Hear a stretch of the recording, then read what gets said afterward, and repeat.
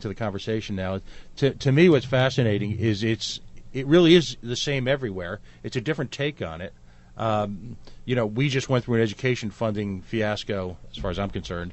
They were happy to come up with a formula, and whether the formula is skewed or screwed or not seems to be irrelevant. We have a formula now, so let's all celebrate. So, yet at the same time, up here, the politics of sexuality and the politics of marijuana reform are much more in the forefront. So it's just great stuff. Again, if you're just dialing in, or if you're just listening in, or if you're just tuning in on the AM 790 hot link to listen to our show streaming, we've got a full house today. Joining us, again, is Kate Nagel. She's the news editor of GoLocalProv.com. I'd say about a year ago at this point, a few of us from the coalition put together a piece for Go Local Prov in which we celebrated the emergence of the new media. Clearly, as legacy media begins the final step of its ultimate decline, it's critical that we have new functions, new roles here in the state to provide the sort of, bleeding edge reporting that we really desperately need. Kate embodies that. As I mentioned, the run-up to the show, she's a graduate of a local high school, Barrington. She's a Harvard grad, star athlete. Ida Wells Award winner from the NAACP for coverage of racial and inner-city issues, which is astonishing to get that type of recognition into new media, considering the abdication that's taking place from the legacy media. You jumped right from college to become, I guess, a staffer for Link Chafee? I did indeed. Decided to check out D.C. for a little bit there. Was there for 4 years and then came back up to Rhode Island. So what politicized you? What was it high school? Was it college? Well, I studied government in college, and it always was from the standpoint of political participation, what motivates people to get involved in the political process. Almost decided to go into psychology, did a concentration in government. 4 years down there was fine. I found the increased polarization something that I just didn't want to stick around for, and I missed Rhode Island. And so my kind of journey to where I am now, Go Local. Wait, so you left D.C. to come to a less polarized place and came back to Rhode Island? Well, when I came back, I wasn't quite sure the route that I was going to get into. I did some PR and government relations, but, ultimately ending up at Go Local where I am now to speak to what Pat was mentioning before, the ability to cover news that's not being covered. The NAACP award was, a great testament to Go Local's ability to, touch upon issues that weren't necessarily getting the attention that they needed. Obviously quite a few across the board this year. So good intersection of, where my kind of training was and where I'd like to go. And it's been great so far. It'll be 2 years in March. You seem to be really one of only a handful of people covering the grittier side of Providence politics. And when I mean that, I mean the real issues that affect people's day-to-day lives. And what I mean by that, obviously, is what's going on the West End and the south side of Providence. If you were to come down from planet Earth and descend into Rhode Island, which is truly an alternate reality, you would think that the only thing that matters is what happens on the east side and what happens downtown.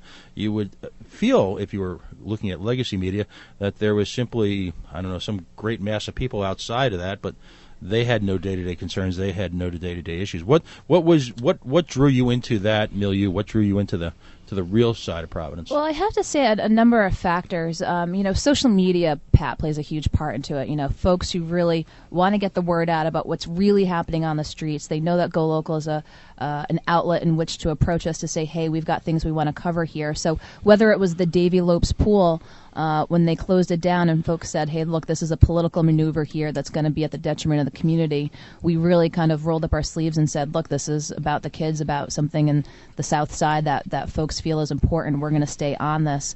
Again, going back to social media, that stuff goes viral. Folks really want to, have a voice and say, hey, we want this covered. We want this out there. So when folks see that and they push that out, again, it's a great combination of focusing on what really matters to people. And it's really ground up driven, Pat, I would say, necessarily. Then it's not top down, that's for sure. Yeah, it would appear that Leah Metz in particular and Anthony Cioni and a few other folks on the West End and essentially grabbed a hold of the outrage that individual residents were feeling, but at the same time provided an effective focal point for Go Local to jump onto. You talk about polarized. Clearly to me, watching the results of the last election, Providence is a polarized city. Really divided amongst racial, I'll even call it subracial groups to a degree I don't know that I've seen in a city of this size. In the run-up to the primary, you had, folks, coalescing around the Anybody But Cianci campaign. You seem to have a real division among the African-American community and the variety of Hispanic communities, because there's a tendency for folks from the suburbs to look at the Hispanic community as one sort of homogeneous group of people. Yeah. Clearly not, based on who went for Elorza, who went for Elorza predecessors, who went for Buddy Cianci. Then, almost simultaneously, throw into that mix, you've got Ferguson, and then you've got Staten Island. Is, in fact, the question is kind of two or threefold. Is the city of Providence broken racially? And to me, what's curious is what I'll call the establishment ethnic racial support groups, the NAACP's curious reaction to folks like Occupy Providence, like DARE, in the protests following Ferguson. Is the city broken? Well, I'll tell you. There was clearly a strong response here with obviously to Ferguson in New York and with the protests. And, they keep having forums. They want to bring the police in. They want to bring the community in. I think this is just the beginning. And I think it's as we keep going back to the ground-up approach of folks, I think there is a lot of outrage, clearly, and how that's going to be addressed or approached, especially under a brand-new administration, clearly is yet to be seen. But clearly something needs to be done.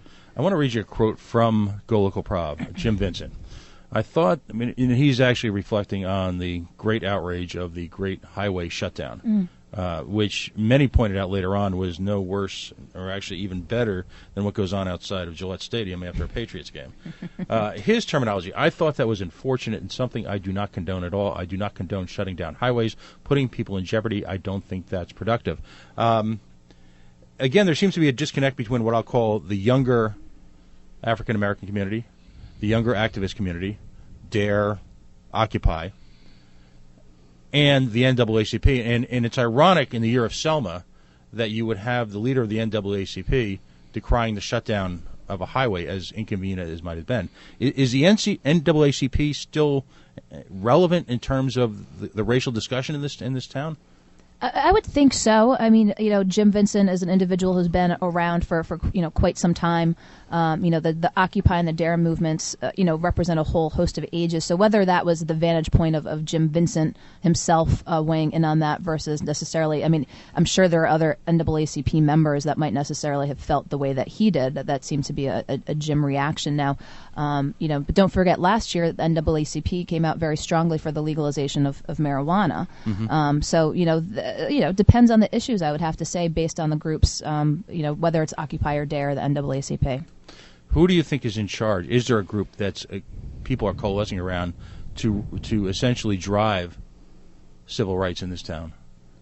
I think it's varied. I keep going back to that ground-up approach. It's who you see kind of leading these efforts on social media. There's a number of community leaders, James Montero in Mount Hope, Kobe Dennis, a lot of young African-American folks sort of taking charge as well. So, and you tend, these groups come out for a number of causes. The John Hope Settlement House.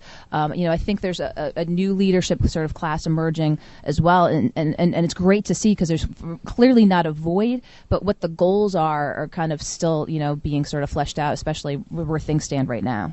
So it's really issues-driven, in a sense, social media-driven. Yeah, very social media-driven. So at this point in time, the recipe is still being concocted. Folks are still feeling their way around, if you will, the new approach to civil rights? I would say feeling their way around, but don't forget, too, last year during the election season, there was clearly a 5-point plan, I believe, put out by the NAACP in addressing the violence in the community last year with the shootings, saying these are the things we're looking for from our elected officials.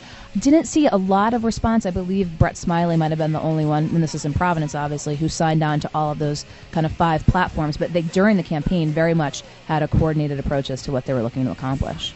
You are listening to the Coalition special guest Kate Nagel on AM 790. We are on Facebook.com/The Coalition Radio, Twitter @Coalition_Radio, the Twitter hate line @PO Taxpayer. and coalitionradio.us. We'll be right back.